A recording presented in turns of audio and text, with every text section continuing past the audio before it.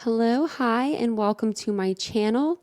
Today we will be discussing the Idaho 4 murders out of Moscow, Idaho. We have been discussing this case since it happened on November the 13th, and I wanted to bring you a news report that I saw last evening that really just made me interested in to learn more.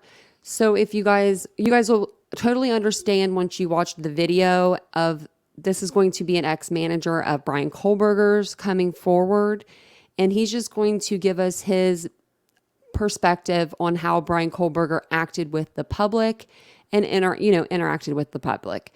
So if you guys have ever worked in customer service job, you know that working with the public is hard. You know how your managers will put certain people in certain areas because that's where they're strongest at. Well, apparently Bryan Kohberger didn't have a strong spot. So years before the Idaho murders, suspect Bryan Kohberger was reportedly fired from his teaching job at Washington State University. Before he was, fired there, he worked as a fish cutter at a lake in Pennsylvania, and I believe it was a pay lake. So according to his ex-boss, which is Charles Conklin, and he is the owner of Big Brown Fish and Pay Lakes in Effort, Pennsylvania, Kohberger previously worked for him for a period of 4 months in 2011 as a seasonal employee when Kohberger was in high school. Kohberger was trained by Conklin to cut and fillet raw fish using industry standard knives. However, his boss says due to Kohberger's demeanor, he forbid him from ever interacting with customers. He never warmed up, he said. He never got friendly. He said most kids that worked there, they considered like family.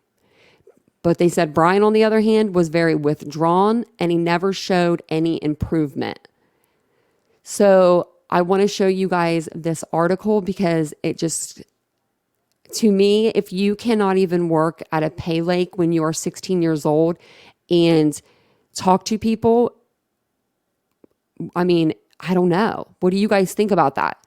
Usually when kids are like 16, I don't know. I feel like kids are talkative. They're friendly. They're warm when they need to be. They know they're there to make money, things of that nature. Why did he ever try to work there? Did he want to get the job for the cutting skills? Or did he get the job because he wanted to be able to cut fillet and fillet fish? I don't know. You guys let me know what you guys' comments or your thoughts are in the comment section below. I would love to know them. And I'm going to go ahead and play this News Nation article here. This is Kumo, and he's going to talk with the Pay Lake owner, like I was telling you guys, Mr. Conklin, and get his perspective on how Bryan Kohberger acted at work and around people. All right, if you've been wondering how Bryan Kohberger was allegedly able to stab 4 Idaho college students to death in just a few minutes, well, it's a big question for the prosecution to explain to the rest of us, specifically the jury, but some insight into his past may give us some clues. Turns out Kohberger knew how to use a knife. Bryan worked as a fish cutter. He was a fillet man when he was in high school, trained to cut and fillet raw fish. I know how to do it. Means you got to know how to use a knife. Some say I stink at it. We'll see how Kohberger was. Joining me now is retired FBI agent Jennifer Coffindaffer, who unearthed details for us, and Charlie Conklin, owner of the Big Brown Fish and Pay Lakes, the store where Bryan worked. First, I appreciate you coming on, Mr. Brown. Thank you very much. Yeah, it's Mr. Conklin, but thank you. Mr. Conklin, sorry. Brown Fish, Conklin. What do you want us to know about this kid that you remember? He was a kid then. He's in his late 20s now, obviously. But what did you teach him how to do, and what did you learn about him? Well, first of all, our records show he was in our employment for 4 months, but he probably only worked about 20 days for us. And as far as filleting fish, he never got proficient at it. So we bring kids in and train them, and until they're good enough, we don't allow them to do customers' fish. So I want to point that out that he did say that he was not good.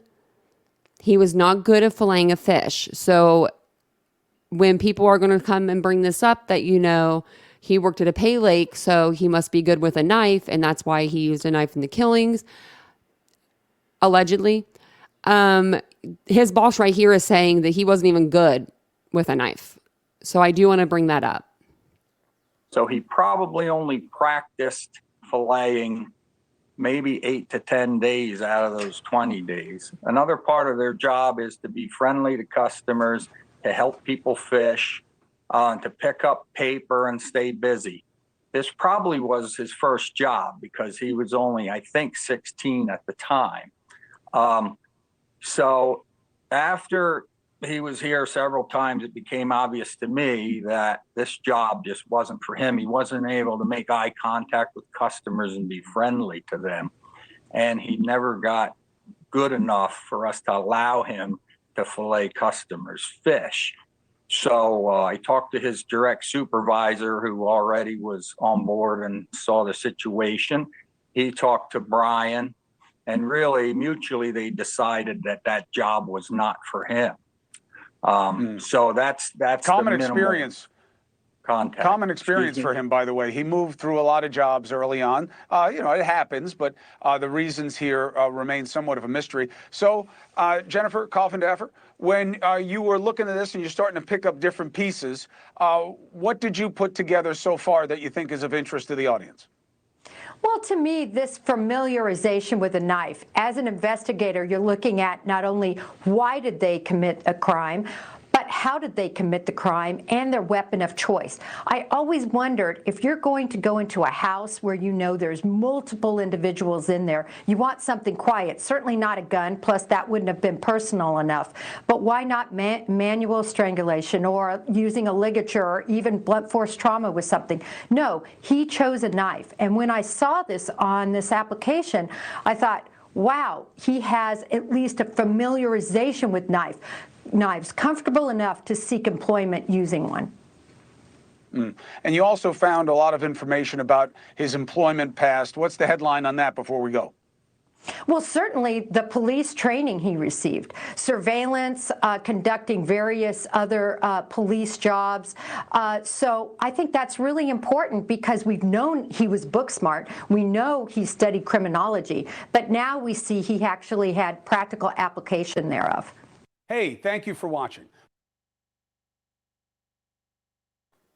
Let me know what you guys think about that video. I don't know if I agree with the familiar. I mean, he was familiar with knives, obviously, because he worked, at a pay lake, but he wasn't good at his job. His ex-boss had just said that. So I don't know how that works. That's kind of like a catch-22 in a way.